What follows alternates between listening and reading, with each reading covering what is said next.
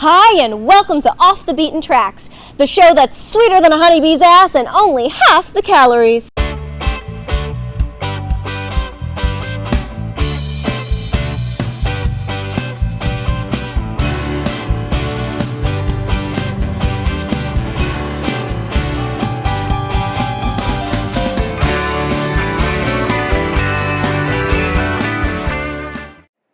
Hello, ladies and gentlemen. My name is Bob Bryden, and I have the great honor of being your host today on Off the Beaten Track. I'm so pleased that the producers have graciously allowed me to do this interview. Today, I am interviewing an individual who is truly legendary, as any record collector in the world will tell you. It's my great pleasure to introduce to you the lead singer of Kensington Market, Mr. Keith McKie. Welcome, Keith. Thank you. In keeping with the format of the show, we're going to look at one album today in particular, and the album we're going to be examining and analyzing a little bit is the first Kensington Market album on the Warner Brothers label, Avenue Road, which was released in 1968. Keith, I bought my first record by you, I think in late 1966 or early 1967. I was a teenager and I bought the Robert J. Stone single of Mr. John, which I still love. I love that song so much. And I think it's an auspicious time to be interviewing you. I'm going to let you talk in just a second. You've just been inducted into the Canadian Songwriters Hall of Fame. There was a gala presentation. Was it last week at the Phoenix Theatre? It was, yes. And one of the songs from Avenue Road has been cherished now as entered into the Canadian Songwriters Hall of Fame, and that is the song "I Would Be the One." So, Keith, how do you feel about this induction business after all these years? Well, it's gobsmacking, actually. You go, oh, wow, a little song, it's a simple little song, and there's a lot of songwriters, so you always have it's nice to be recognized, I guess, and, I guess you have to do that once in a while. Before we get into the details about the Avenue Road album, you were in a band prior to Kensington Market called the Vendettas. Yes. And can you tell us a little bit about how the Vendettas morphed into Kensington Market, and your travels from, I think it's your hometown of Sault Ste. Marie, yes. and how you got down to Toronto and all that? I could do it very quickly. We were a band that played high schools. We did weddings, we did all that stuff. We started off, a friend of mine, Bob Bryden, who was a guitar player, best in the neighborhood. And I looked him up and I wanted to be in a band. I learned to play the guitar a little bit, like Davy Crockett and songs like that. Nice. So he played the Ventures. We needed a bass player, and we wanted to get a rock bass player, but the one we wanted to get was in another band, didn't want to join our band. And Alex had come home from being at the Oscar Peterson School. Alex Derry, the bass player? Was at the Oscar Peterson School and came back to Sioux to go to high school again because he was realizing that music was a tough business and he wanted to get the rest of his education. I don't know if he wanted to be a teacher or to go and play jazz again, but he was looking for that. So I went over to his place. He had stand-up bass, which we thought, we want a real electric bass, but kind of square. I talked to him about maybe playing a few gigs with us, so he came and played with us, and then he became our bass player. Our drummer was Bob Yeomans at the time, and Bob and I had gotten together with him with a group called the Shades.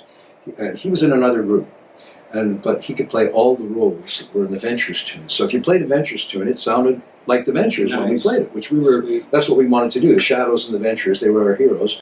We'd made some little tapes, and a girl named Mary Jane Punch who married Yorkie from Stitch in Time, by the way, which was really cool, way later, brought our tapes down to Toronto and said, well, there's this guy, Ronnie Hawkins, there, and he was interested in us working with him. So we came down, auditioned for him, and for a while, he was our manager. Well, he was our manager for a while. Ronnie? Yeah, Ronnie. And we did, Scott Cushney was his A&R man at the time. Scott was professor piano later. Now, Scott was really cool, and what sort of happened was we went in the studio. We were in for about maybe 2 hours. We wanted to cut a couple of singles and get out there playing for teens and doing all that. We ended up getting put in bars, which we hated because it was like the Jockey Club in Hamilton wasn't really where we liked. It was like older suited businessmen that we thought, what the hell? Maybe they would have backed us. We should have thought maybe out of the bucket, but at the time, we wanted to play teen gigs. So we eventually escaped that and ended up in Thunder Bay. All that was going on. We got to Thunder Bay. We go to Winnipeg. We had no money other than what we'd made. We did a gig where we played for the Kentucky Fried Chicken magnate there. He had a motel behind his Kentucky Fried Chicken. So we got free chicken. He paid us a little bit, and we had free rooms because that was part of the deal. So we had a little bit of money saved up. This is the second time we went. We decided we're going to go to Winnipeg. Might have been the first time. I can't remember. So we go to Winnipeg. We had no gig there. We just arrived there. We heard of this club called the Pink Panther. The guy was named Grains Ireland. So we pull into his place. We go in, knock on the door, and I think he was either closing or doing something. It was like a funny time. He said, "Oh, come in. Bring your stuff in, audition." So we auditioned, got a gig there, and that's how we survived while we were there. Mm-hmm. Bobby left us in the middle of the night because he was very, well, he had to leave. He just left us in the middle of the night. So we ended up finding a drummer there, and then we went back to Thunder Bay where we got Teddy Sherrill, who was at the time, I think he might have been 15. His parents had to sign papers for him to go with the band, and he came to Toronto with us. We all came to Toronto. Eventually, Alex left us and went to New York with David Clayton Thomas, who took me to coffee and says, "Keith, look, this is a big deal for Alex. This could be great. Going to New York, this is his chance." And I'm thinking, okay, you can have our bass player, David. And he bought me a coffee, which was really nice. He said, "Keep singing the blues, son," sort of thing, one of those things. And I always liked David. David was one of my heroes, like at that time. And we got another bass player, Wayne Cardinal, who was from, I think he was from Kenora. So the Vendettas is playing Boris's a lot. And Bernie was watching the band, and I did a front thing sometimes, and he thought that was cool because I'd leap around and act like I could dance. In Thunder Bay, I did the James Brown thing, and I'd leap around, and dance, and there'd be people gathered around, you'd be going crazy, it'd be really fun, But anyway, so that was the thing. Scott was always he was this very serious musician, so that was very good. But Bernie, singer for the Paupers. Adam Mitchell had heard me play some folk songs down in the bottom of Boris's. And so then Bernie found out I could write, as well as because I had songs, and I don't know if I could write, but I was writing songs. Mm-hmm. And because he'd seen me on stage, he said to me, "Look, I'm going away for a while, but when I come back, if you're interested, I might want to start up." So, and the Vendettas was kind of falling apart at that point. We were starting to break up. The guys wanted to play. I wanted to do original songs, right? But the songs I was writing, I don't think they were that great. They were very, sort of slow. When you first start writing, a lot of them are very kind of emotional, sad songs. And at that time, none of us knew how to write. You didn't have the internet to tell you everything. You're just kind of feeling your way around. And, I can relate. So anyway, when Bernie went away, and then he was gone for a while, came back, and then he basically, I don't know how we got in touch. I can't remember, but he had an apartment up on Walmer. He said, "Look, you can stay here and work on tunes." And he wanted to get me together with Gene Martinick. Right. So, and Gene I didn't know well, but we started jamming a little bit, and that was pretty cool. We found Jimmy Watson because of Teddy Sherrill and Pat Little, I believe, who knew Jimmy, who was also 15 at the time. Mm-hmm. And but it was a cool drummer, and he also played the sitar. He played the sitar, which was, this is like, wow, sitar, that's like the right time for it. Did he play the sitar on the Stone singles? He did, on the first Stone singles, yeah, wow. He did play the sitar. I didn't know that. Oh, yeah, no, and I wish we'd used it in the second one because it was fun. But he was a great drummer. We needed a bass player. We couldn't find a bass player. I don't know why. We had a lot of problems with that. I finally called Alex in New York, and he'd been hanging out with Phil Oakes and Neil, searching for a dolphin in the sea. Fred Neil. And geez, it's horrible when you can't remember names. But anyway, so he decided to come back because it looked like a good deal. He thought, oh, Bernie, Bernie's a great manager. Everybody knew that. He'd had the Paupers, and Albert Grossman had taken over the Paupers. Right, yeah. So I think he was good to do that. So Bernie basically kept us going through the first bit. We rehearsed in Berkeley Street, down where the Berkeley Castle is, which was at that time, it was like really great because it was an old freight elevator. So then we rehearsed there for a while, and we got a lot of, Bernie was very good at getting coverage for the band. And this is the thing about managers. If a manager can get you to be an event, which is what you want. You don't want to do a gig, you want to do an event. We played Mariposa almost like I don't think we were together for more than a month or two. We'd been rehearsing a lot. I mean, we rehearsed a lot, and it was quite concentrated. We did Mariposa. We did a film called The Ernie Game right away. And then we were in also, he got us in Maclean's magazine, which was really cool because we got to wear these great suits. Like I had this great suit, but it was one of the company, I won't tell you who, but we ended up not getting the suits. Like, you figure they would give you the suit after you do the shoot for them, like, hey, thanks very much, That's not the way it works. Yeah, they don't do that, though. I thought, wow, But anyway, that was at the time, and now I realize that we had a little chat before we started filming, and you indicated something that I actually very much agree with, and there are two versions of I Would Be the One. I Would Be the One is the song that has just been inducted into the Canadian Songwriters Hall of Fame. And the first version is on Stone Records. Yes. And the second version is on Avenue Road. And I thought the first single of I Would Be the One is better than the Warner Brothers one because it's edgy and it really reminds me of what the band sounded like live. Yeah. No insult meant to Mr. Pappalardi. No, he was great with the Stone. The thing about the Stone Records was Bernie was in the seat, and Gene was probably, and we had a good engineer at Sound Canada. Ivan Brad. I don't know who the engineer was then. I tried to find that out today because it's so long ago. My brain has slipped in that area. It says produced by Bernie Finkelstein. Yeah, and Gene, I'm sure, had a lot to do with it also because he was always the musical guy. He's very good. Also, no, not on that one. On the second one we did, actually, Mike McKenna and Luke are on the second one. We won't talk about that. Oh, yeah. Well, at that point, I'd be the one was fast tune. Yeah. It is on. I guess it's on the internet on YouTube somewhere. Yeah. It was fast, and collectors can look. I definitely liked it. Yeah. The Stone single. I didn't really like the slowdown. To be quite honest, I didn't really think that was the way to go personally. I'm so relieved to hear you say that. I like the Stone records in some ways better than the other ones. So do I. But the other ones were really well done in the sense they were really good production. Slick. And very slick. they had all the all the bells and whistles and stuff, and that was good. But I think we lost some of our edge on them. Yeah. Well, to paraphrase Shakespeare, I always say the song's the thing, and the songs they're outstanding on both albums. Thank you. And no matter what anyone might have tried to do to them in terms of production or layering them. So, getting back to Avenue Road again, let's just hold it up again. Here it is, Avenue Road. Nice Canadian-esque cover. Yes, apparently in the States they changed the cover because they didn't like the snow. And that was like the Warner Brothers marketing was like, no, you can't have snow. I mean, what? On the American album, I think there's a red border around the guys so you don't see so much snow. I do have a copy of it. I should have brought it. I should have brought my copy of your solo album. Bart Scholes did all the covers for us at that time. And I remember we took this down at the Bart Scholes, yes. It might be Scholes, it might be Scholes. I apologize to Bart for not knowing. Yeah. But the cover we did down at the beaches, and we were standing over the side of the where the water was all coming up, and so it was like kind of a great shot in the snow, Now, how did you hook up with Warner Brothers, and how did you hook up with Felix Pappalardi? Now, just a little background. Felix Pappalardi, at that time, in the late 60s, was on a roll. He had just produced one of the top 10 albums of the year, Disraeli Gears by The Cream. And you linked up with him. He was kind of a big name at that Hamilton time. Camp. He did Jesse Colin Young. Oh. The Chambers. I think he recorded the Chambers Brothers. It was a management deal that he had with Bud Prager, who was quite later. He managed Foreigner and people like that.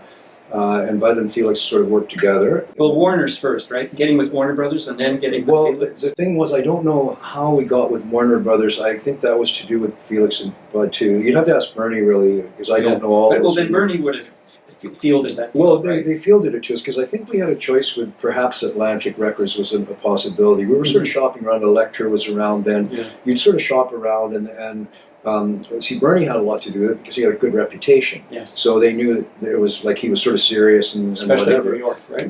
I always think that Felix, part of the thing we got with Felix easy was because we all knew David Ray. David Ray was the one of the writers of Mountain's Mississippi Queen. Bernie being the other side of the coin for the business part. It was kind of like one of those things where David he loved Gene Martin's playing. Yes. So did everybody. Super. But no, he was great.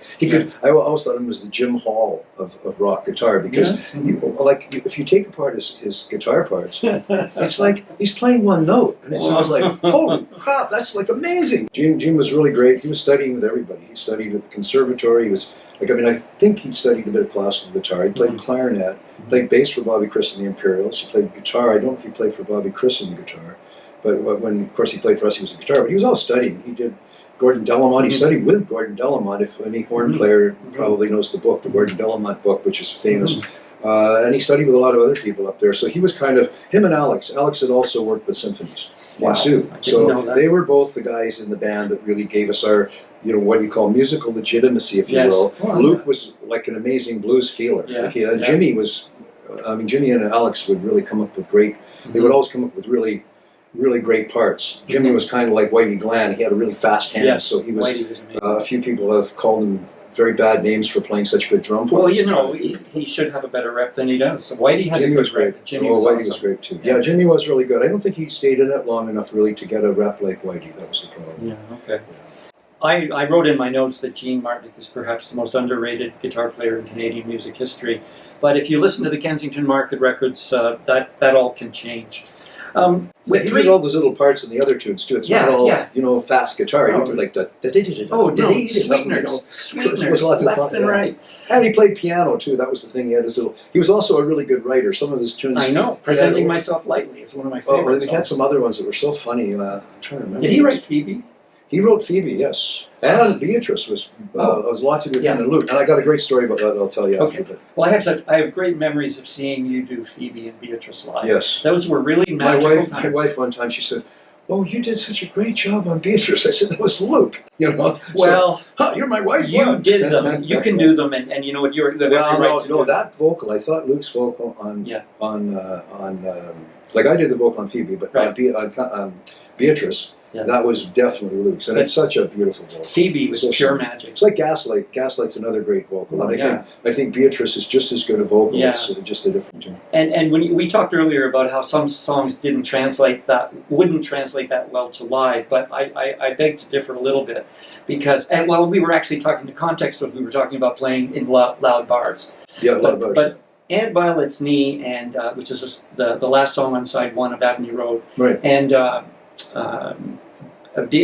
Phoebe are very, very almost classical in structure and very, very delicate, sensitive songs. Yes. And they were magic live. It was very hard to sing Phoebe, and I actually I never liked my vocal on Phoebe. On the record. Yeah, I think I'd change it. If I did it again, I would do it completely different. But it does sound like someone wandering through, Phoebe! Ever the artist's dilemma.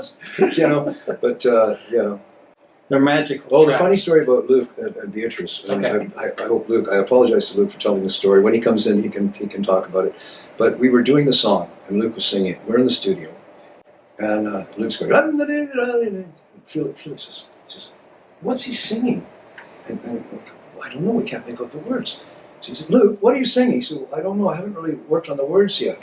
So Luke and Gene go down to the delicatessen, rewrite the words, and then Luke came up and did the vocal. So it was, but they hadn't really, they'd just been sketching the tune out, and he started to work on it, but they hadn't actually got set words. They went down. Point. But then they went down and they went down to coffee. Beatrice. There was a delicatessen right downstairs from the studio. Beatrice was born at the deli. I love it. How were decisions made in Kensington Market? Like you had 3 gifted songwriters, yourself and Gene Martinick and Luke Gibson. How were decisions made about which songs to record, what singles to release, or even to what songs to include on Avenue Road? I was really easy in those days. I just would go along with pretty much anything that was there. Now I look back and I think there were songs I would have promoted more as far as subject matter, because we had some songs that I think would have been more relevant perhaps for what was going on at the time. Yeah.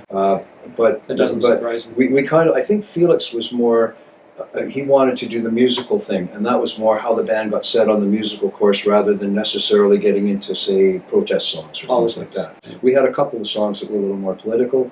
I think now I would definitely go with them. They're lost to time. Are they, We got a for couple of sure? songs like Suspension that Luke did that I don't know why we never did Suspension, because it was like probably one of our most exciting I tunes. probably heard it because I We heard had it so one, a many jam times. tune called Ring on Good Times that went on for ages. They were always the end of our sets. Do you feel that the record company promoted Avenue Road sufficiently? We had good management, basically. There's a book that's out where for some reason I'm quoted as saying we had bad management, but I'm thinking of writing them and saying, That's not no, Nicholas we never Jennings. had bad management. We liked Bernie. Bernie was great. Yeah. When we transferred over to Bud and basically Bud Prager, who was a great manager also, Bernie kind of eventually left the scene, and we were then sort of in hold, waiting to do maybe something else with Bud. I didn't really like the States at all. I didn't really want to go there. At the time, like we were in Chicago right after they had a huge riot there. It was like, I'm sorry, I like the States in many ways. Ann Arbor was nice. LA was a lot of people on pills, and that wasn't very pleasant. San Francisco, we kind of fell off. We weren't too good in San Francisco. That was kind of a fiasco for us. But, you know, and when we came back, we just didn't really, I don't know, we lost our kind of impetus to really do anything. And once Bernie left, it was kind of like, it wasn't as much fun. Like Bernie was really a hands-on manager. Yeah, he came I on the get road that with us. He was one of us, you know, and that was good, you know. Yeah. You and Luke Gibson reunited in 2010, and you did some other reunions. We did. I couldn't make it to the shows, but I've watched all the clips on YouTube. Oh, cool. My favorite, Dorian, just happens to be one of my favorite songs. Really hard song to do, I'll tell you. Well, I guess, It yeah. really seems simple, but it's really hard. Oh no! Your video, and by the way, folks, you can look up Kensington Market on YouTube, and you'll probably get old clips and new clips. But the reunion tour in 2000, or not tour, but shows in 2010 was really excellent. What's your favorite song on Avenue Road, and why? I don't really have a favorite song. I like a lot of the songs on Avenue Road. Like Luke wrote some beautiful, like Speaking of Dreams, which, you know, like that was very atmospheric, because I remember going to Luke's place. He had a place on, I think it was Kendall or Walnut, and it was very little. We all had sparse furniture back then because we were itinerant traveling. Yeah. We changed locations every. You know, you rent a room for $9 to $12.50 a week, which was pretty good. Luke had this place. It was sort of white curtains. I remember going over the light streaming through the window, and like Luke played us this song, and oh wow, that's really nice. You know, so that's one of my favorites from that album. Speaking of Dreams, to me, it's a masterpiece. It's a beautiful song. It's beautiful. We were really into Gene. And it's the band, right? How do you mean? That song, Speaking of Dreams, there's no orchestration on that. No, it's the band. Just the band. Yeah. And see, we were into the vocal harmonies on the Bulgarian musics. Bulgarian farmers ensemble. It's called Music the Voices Vox de Bulgaria. It's basically a Bulgarian people's choir. It became very popular later on.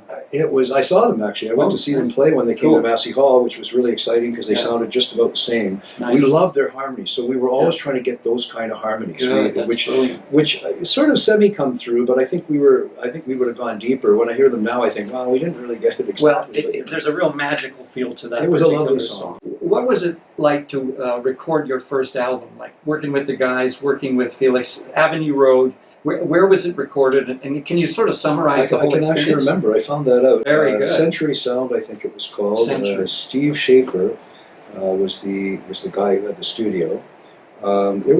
It was very exciting because we'd never really recorded on that level before. And it was in New York, so that was kind of fun. Yeah, that's cool. We got to see 2001, and I almost walked I walked right up to the thing and fell over the stage. I was so caught. Nice. The monkeys were I can relate too. Walked right into the whole audience clapped. I thought it was the Glendale Cinerama Theater. And we met Linda Eastman. That was the kind of thrill of it all. But we quite enjoyed it. We had some members of the symphony orchestra came in and worked on Aunt Violet's Knee, and all. That's very exciting when you're young and you're starting off. You go, wow, symphony orchestra. The cellist was 85. It was like really cool. Yeah. And it actually was fun recording the album. When we got it back, we kind of just felt there was no edge on it. There was I never knew that. Luke felt the same as I did. We both were kind of like, oh, it's really nice, but it's not really us. It doesn't have the bang that we I'm want. so blown away to hear you say this, because Yeah. I wanted to approach that subject very gingerly, because I feel exactly the same way, having seen you guys live. Yeah, the live was more edgy, and I mean the album was people liked it, Yeah, but we wanted a little more edge on it, Oh, and wow. I think that really affected us. How long did it take to record that? How long were you in New York City? See, I don't remember exactly, but it couldn't have been more than a couple of weeks. Couple of weeks, Yeah, it would have yeah. been a couple of weeks. We were very well rehearsed. So the day we recorded, I would be the one actually. Hmm. Luke and I ran into Freddie and Cynthia from Sly and the Family Stone in Nice. an Orange Julius, and we were staying beside them at the Gorham Hotel. I think it was called the Gorham, where I broke the doors. If you ever read Bernie Finkelstein's biography, he tells the story how I broke the doors from my suitcases. But we won't get into that. It was an accident. That's for Bernie's We interview. weren't destructive. But so we ran into them, and they were very nice. They were great. This was when they were still just starting their careers. We went to see them there when they were playing and stuff. And that kind of inspired us. We went in the studio and recorded that. It was really exciting. Keith, we're going to wrap up now. It's not been just a pleasure, it's been an honor to talk to you. Well, same And we're as- going to talk again about the second album, Aardvark. Okay. But you are also mentioning that currently you have another project, which is sounds very exciting, that you're in a movie. You've made a movie. Believe it or not, I Recently. didn't actually make the movie, but I'm in the movie. You're in. And I got to act in it. Peter Hitchcock has made a movie called A Song for A Us. song for us. So it led to, I've got 4 or 5 songs that we put in it. Nice. Tyson Cody's in it. He wrote a song for it. Haley Midget wrote songs. Kathy Young has a song in it. Great. Now, I'm just going to look up this name because I don't know the name of the person who did this, but I have to find it here because we had a blues singer guy in it that was fabulous. But now I can't find it, so sorry about that. You might want to edit this part. Oh, yeah, here it is. Dave blues singer, John Orpheus, who plays a slide guitar and some stuff. So there's a lot of songs in it that he's But using. 4 or 5 of yours. Yeah, there's about 4 to 5 songs. Well, do you think there will be a soundtrack release? I have no idea. I don't know what we're going to do for sure. We might not. It's been a great pleasure. Thank you, No, Keith, thank you. again. Thank you. We've reviewed Avenue Road, and we're going to do another program where we're going to move on to the Kensington Market's second album, Aardvark. Thanks for watching.